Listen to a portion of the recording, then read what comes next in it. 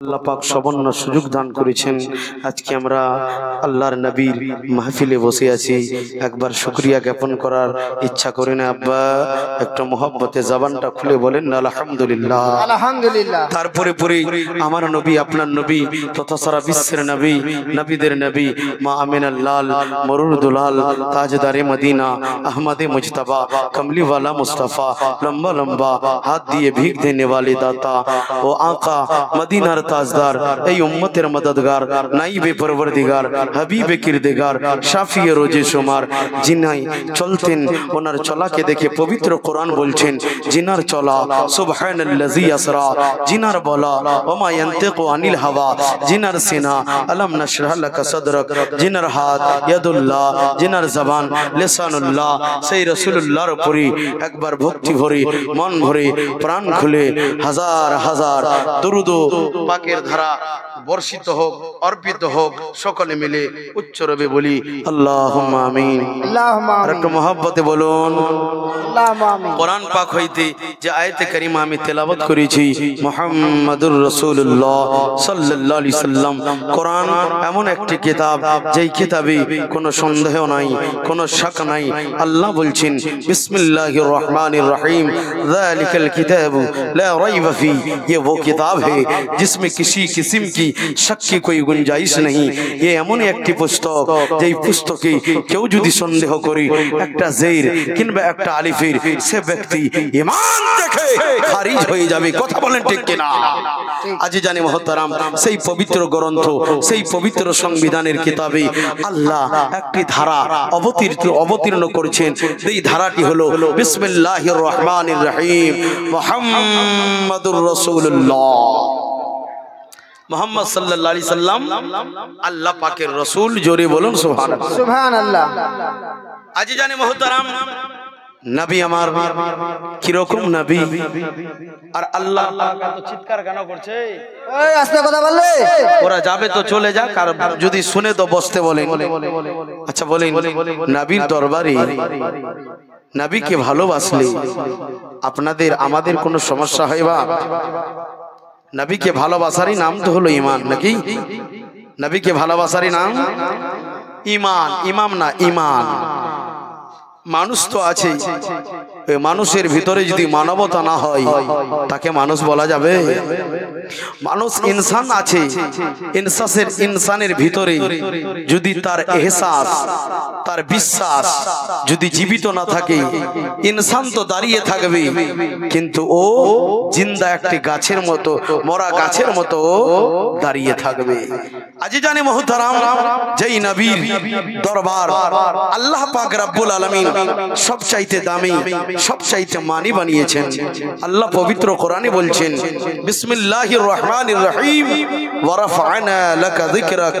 হে আমার নবী, হে আমার প্রিয়তম হাবিব, আমি আপনার চর্চাকে, প্রশংসাকে উঁচু করে দিলাম। জোরে বলেন। আজ জানি মুহতারাম, চলুন আপনাকে নিয়ে যাই মদিনা শরীফে। হে আমার যুবক জওয়ানেরা, ওই আমার পর্দার আড়ালের মা খালারা, শুনে যান গো রাতের বেলা নবীর দরবারে যদি যাই আমাদের কোনো সমস্যা থাকবে না, কারণ যে নবীর দরবারে সব সমস্যার সমাধান হয়ে যায়। সুবহানাল্লাহ। হে আমার যুবক সোনামণি, নবীর দরবারে শুধু আমরা নয়, নবীর দরবারে আল্লাহ পাক রব্বুল আলামিন যতগুলো জীবজন্তু, পশু পাখি, যত কিছু দুনিয়ার বুকে আল্লাহ প্রেরণ করেছেন, সৃষ্টি করেছেন, আল্লাহ পাকের দেওয়া কুদরতে, আল্লাহ পাকের দেওয়া হুকুমে ওই জিনিসগুলো আমার নবীর সাথে কথা বলে। এই আমার আজ জানি গ্রামী, এই মাধবপুর গ্রামের মা খালারা, ওই নবীর দরবারে একজন উট কথা বলেছে, ওই নবীর দরবারে একজন বোকা জন্তু কথা বলেছে, যেই জন্তু কথা বলার পরে তার জীবনের সমস্যার সমাধান হয়ে যায়। চলুন আপনাকে নিয়ে যাই কেমন করে উট কথা বলে। বলতেছিল, আমার বন্ধুরে, আমার দয়ার নবী, মায়ার নবী জনাবে মুহাম্মদুর রাসূলুল্লাহ সাল্লাল্লাহু আলাইহি ওয়াসাল্লাম মসজিদে নববীর বারান্দায় বসা সমস্ত সাহাবীদেরকে নিয়ে আলাপ আলোচনায় বসে আছেন। ইতিমধ্যে একটি উট যেন দৌড়াতে দৌড়াতে আসলো। যুবক রে, ওই উটটা দৌড়াতে দৌড়াতে আসার পর ওই উটটা যেন আমার নবীর কানে কি কথা বলতে লাগলো। যেমনি ভাবে আমার নবীর কান মুবারকে জবানটা লড়াতে লাগলো। আমার দয়ার নবী, আমার মায়ার নবী দুটি নয়নে যেন অশ্রু ঝরতে লাগলো। সুবহানাল্লাহ। এবার আমার দয়ার নবী দুটি চোখের জল জড়িয়ে জড়িয়ে কান্না করে উটটা যেন একদিকে দাঁড়িয়ে গেল। সাহাবীরা জিজ্ঞাসা করতে লাগলেন, দরদি নবী গো, আমরাও তো এখানে বসে আছি, আকা ইয়া রাসূলুল্লাহ, এই উটটা আপনাকে কোন এমন কথা বলে দিল নবীজি যে আপনার চোখে জল চলে আসলো? এবার দয়ার নবী মুস্তাফা বলেন, ও আমার স্বামী রে, আমি যেটা জানি তোমরা জানো না, আমি উট থেকে নিয়ে পাখির ভাষা বুঝতে পারি। ও আমার সাহাবী রে, আমি জানি কার মনে কি সমস্যা, কার মনে কি বেদা কি বেদনা, আমি নবী প্রত্যেকের ভাষা বুঝতে পারি। সুবহানাল্লাহ। আমার মাধবপুর গ্রামের জওয়ান যুবকেরা এত গভীর রাত হয়ে গেছেন, আপনারা নিজের বিছানা ছেড়ে এসেছেন, মায়েরাই আমার বসে আছে, আপনি কুরবান হয়ে যান ওই আমেনার লালের উপরে, আপনি কুরবান হয়ে যান আব্দুল্লাহর লাখতি জিগারের উপরে। আমার নবীকে এত গভীর রাতে আমরা ডাকি, আমার নবী বলেন, কোন উম্মতি যদি আমার প্রতি আমাকে যদি একবার ডাকে, আমি নবী মদিনা থেকে তাকে দৃশ্য পাঠ করি। সুবহানাল্লাহ। সুবহানাল্লাহ। চলুন আপনাকে আরেকটু এগিয়ে নিয়ে যাই। এবার উটটা কথা বলতে লাগলো, আমার দয়ার নবীর চোখ মুবারকে জল ঝরতে লাগলো। আমার দয়ার নবী করন্দন করতে আসে। সাহাবীরা বলতে লাগলেন, হুজুর আপনি করন্দন করেন কেন, কান্না করেন কেন গো নবী, আমরা তো বুঝতে পারলাম না। এবার দয়ার নবী বলতে লাগলেন, সাহাবী রে, তোমরা কি জানতে চাও উটের বেদনা কি, উটের যন্ত্রণা কি? আমার নবী দুই চোখের পানি ছেড়ে দিয়েছে আর বলতে লাগলো, সাহাবী রে, উটটা আমার কাছে এসে বলে, নবী গো, আমি জানি গো নবী, দুনিয়ার মানুষের কাছে নিজের দুঃখ প্রকাশ করলে আমার তো মজা নিবে নবী গো, ওই জন্য আপনার কাছে বলেছি।